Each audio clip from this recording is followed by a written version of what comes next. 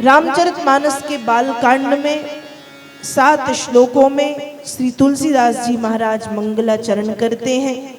फिर 5 सोरठा में गुरु वंदना, देव वंदना, भगवान गणेश जी की वंदना, भगवान नारायण की वंदना करते हुए गोस्वामी तुलसीदास जी महाराज रामचरितमानस की प्रथम चौपाई का लेखन कार्य प्रारंभ कर रहे हैं।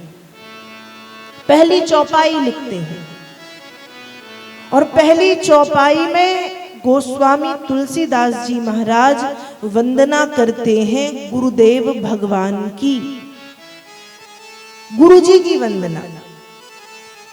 अब गुरु का महत्व कितना बड़ा है कि गोस्वामी जी ने बालकांड की पहली चौपाई लिखी और उसमें किसी देवता की, भगवान विष्णु की, भगवान ब्रह्मा की, भगवान शंकर की, हनुमान जी की, देवी जी की, किसी की वंदना ना करते हुए गुरु वंदना की, तो गुरु का महत्व कितना होगा। तो पहली चौपाई में गुरु वंदना की।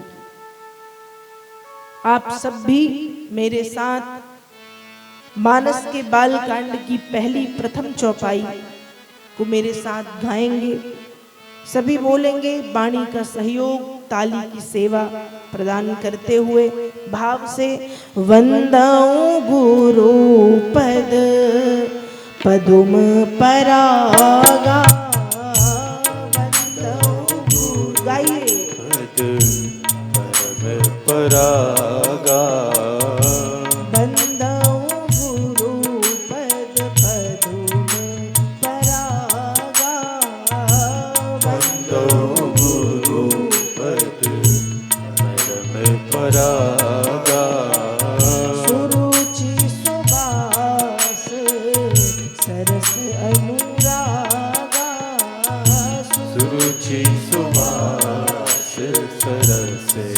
अनुरागा अमिय मूरी मय चूरन चारू, अमिय मूरी मय चूरन चारू, समन सकल भव रुज परिवारू, समन सकल भव रुज परिवारू।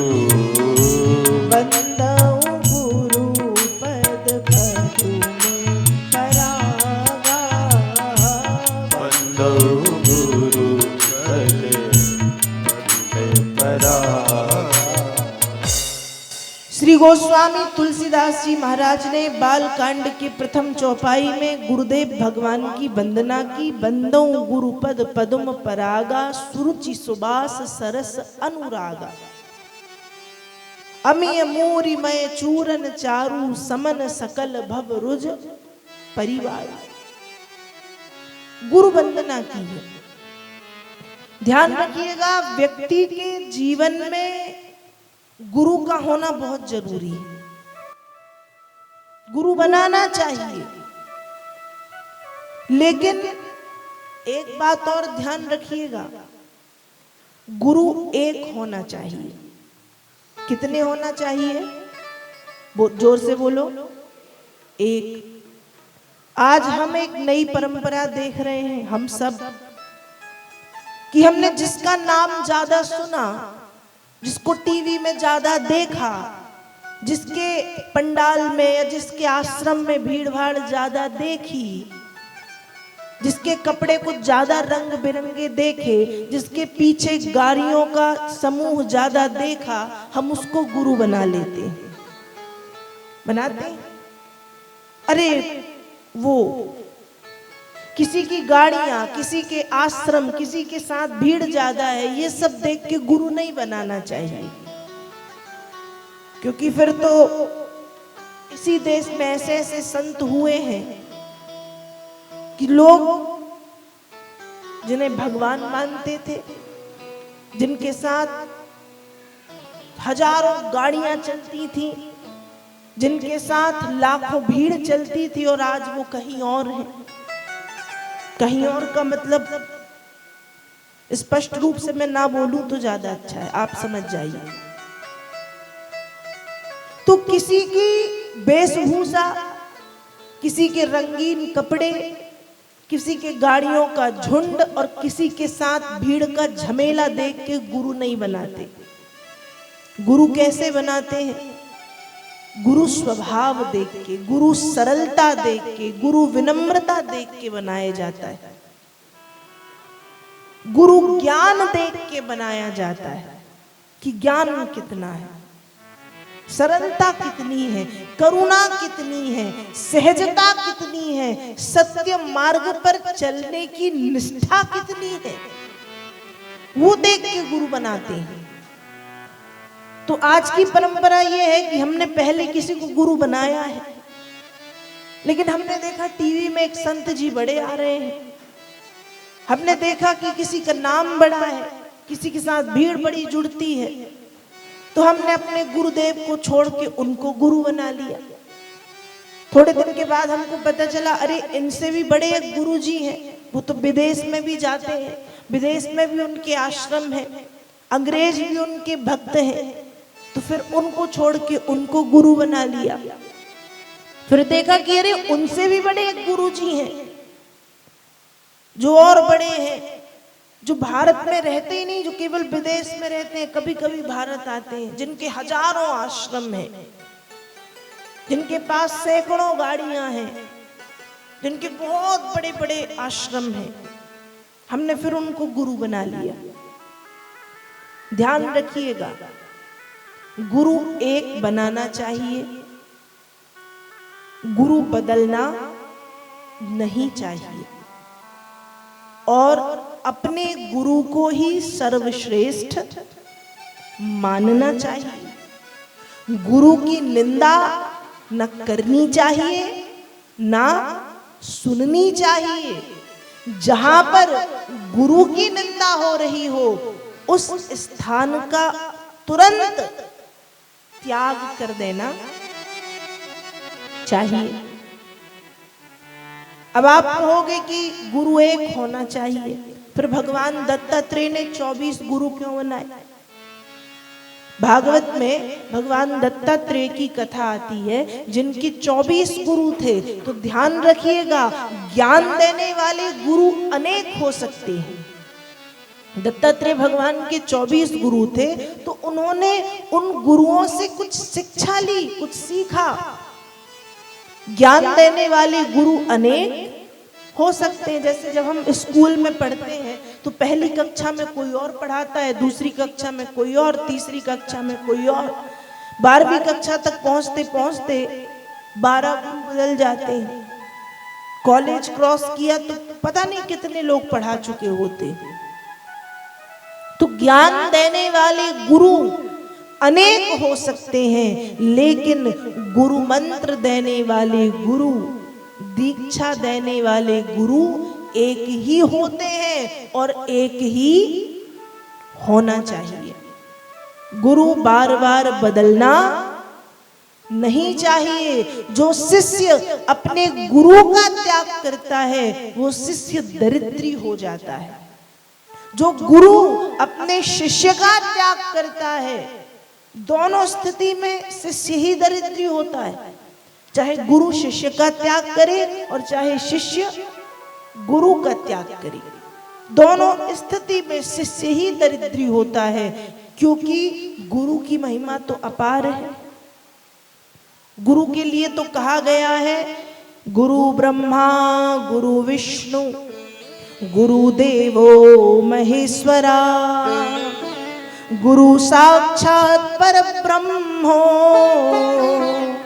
तस्मै श्री गुरवे नमः। गुरु ब्रह्मा है, गुरु विष्णु है, गुरु महेश है, गुरु साक्षात परब्रह्म परमेश्वर है। ऐसे गुरुदेव के चरणों में हम और आप बार बार प्रणाम करते हैं। तो गोस्वामी जी ने गुरु वंदना की, कहा गुरु के चरणों की जो धूल है वो संजीवनी बूटी की तरह है। जिस प्रकार से संजीवनी बूटी अनेक प्रकार के रोगों से मुक्त कराती है, उसी प्रकार से गुरु के चरणों की जो धूल है वो हमें भव रोगों से मुक्त कराती है, संसार सागर के रोगों से मुक्त कराती है। श्री गोस्वामी तुलसीदास जी महाराज ने गुरु वंदना की और गुरु वंदना करते हुए आगे लिखा है कि गुरु के चरणों की जो धूल है वो कैसी है। गुरु पद रज मृदु मंजुल अंजन, नयन अमीय दृग दोष विभंजन, तेहि कर विमल विवेक बिलोचन, वरनौ राम चरित भव मोचन। गोस्वामी तुलसीदास जी महाराज लिख रहे हैं कि गुरुदेव के चरण कमलों की धूल कैसी है। गुरु के चरण कमलों की धूल काजल की तरह है। काजल, काजल का काम क्या है? काजल जो है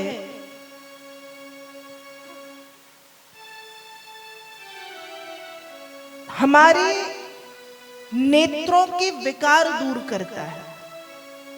काजल हमारे नेत्रों की सुंदरता को बढ़ाता है। काजल अनेक प्रकार के रोगों से मुक्त कराता है नेत्र के। जब हम आंखों में काजल लगाते हैं तो नेत्र सुंदर दिखते हैं।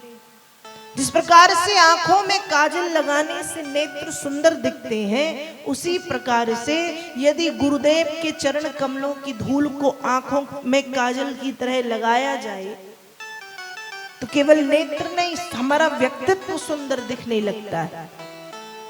जिस प्रकार से जब बच्चे छोटे छोटे से होते हैं तो माताएं बच्चों को काजल का टीका सिर में लगा देती, छाती में लगा देती हैं। क्यों?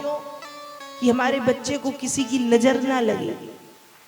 जिस प्रकार से काजल लगाने से नजर से बचाव होता है, वैसे ही गुरु के चरणों की धूल को नेत्रों में काजल की तरह धारण कर लेने से दुनिया के किसी भी व्यक्ति की नजर हमें नहीं लग सकती। दूसरा, तीसरा, काजल लगाते हैं नेत्रों के विकार दूर हो जाते हैं। नेत्र में अनेक प्रकार के विकार होते हैं तो काजल लगाने से विकार ठीक हो जाते हैं। उसी प्रकार से गुरु के चरणों की धूल को काजल की तरह नेत्रों में धारण करने से नेत्रों में रहने वाले विकार, षड विकार, काम, क्रोध, लोभ, मोह, मद, मात्सर्य इत्यादि, ये षड विकार समाप्त हो जाते हैं। ये गुरु के चरणों की धूल का महत्व है। तो गोस्वामी तुलसीदास जी महाराज बालकांड में गुरुदेव के चरण कमलों की वंदना करते हैं, गुरु वंदना करते हैं और लिखते हैं, तेहि कर विमल विवेक विलोचन, वरनौ राम चरित भव मोचन। बाबा तुलसीदास जी महाराज लिख रहे हैं कि ऐसे गुरुदेव की वंदना करते करते करते करते मेरे लोचन भी विलोचन हो गए हैं और अब मैं रामचरितमानस, राम कथा लिखने का अधिकारी बन गया हूं। बाबा तुलसीदास जी ने गुरु वंदना की, बार बार गुरु के चरणों में प्रणाम किया